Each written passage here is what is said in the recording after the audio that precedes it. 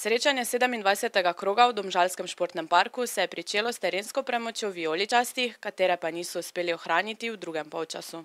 Prvi polčas smo zelo dobro stali na igrišču, povedali, imeli odličen rezultat, ko je nasprotnik bil skozi cel polčas nemočen. Mi smo pa bili iz teh protinapadov izredno nevarni. V drugem polčasu se je ta naša kompaktnost malce zgubila in to je rezultiralo, da smo pustili nasprotniku malce več, da je izenačil.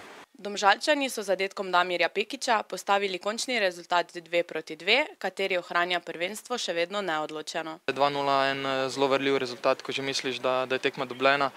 Po drugi strani pa, ko dobiš gol, sigurno da tisti, ki rezultat lovi, da dobi en polet.